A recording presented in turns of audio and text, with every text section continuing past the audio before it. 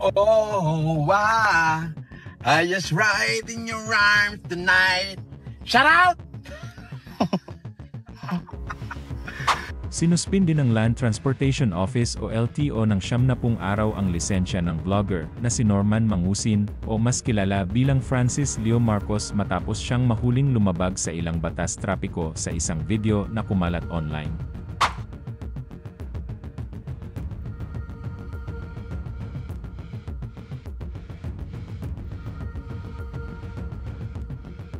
Sa nasabing video, makikita siyang nagmamaneho ng Ford Expedition na may peking plaka, walang suot na seatbelt, at gumagamit ng cellphone habang umaandar ang sasakyan. Mga paglabag na malinaw na delikado at may tuturing na distracted at reckless driving. Dahil dito, naglabas ang LTO ng show cause order at inutusan siyang humarap sa kanilang Intelligence and Investigation Division sa East Avenue upang magpaliwanag kung bakit hindi siya dapat managot sa mga kasong isinampa laban sa kanya.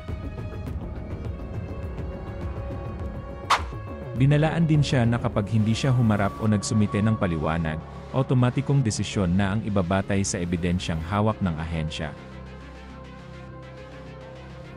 Bukod sa pagsuspinde ng kanyang lisensya, inilagay din sa alarm ang sasakyan at inatasan siyang dalhin ito sa LTO Motor Vehicle Inspection Facility para masuri kung ito ay ligtas pang gamitin sa kalsada.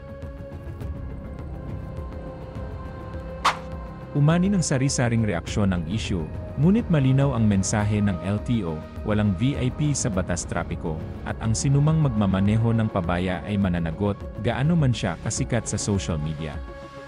Isang maling desisyon sa kalsada ay maaaring magdulot ng kapahamakan sa maraming inosenteng tao. Si Francis Leo Marcos, na ang totoong pangalan ay Norman Mangusin, ay isang internet personality na sumikat dahil sa Mayaman Challenge noong pandemya at sa mga pahayag niyang konektado siya sa pamilya Marcos. Isang claim na itinanggi ng mismong pamilya.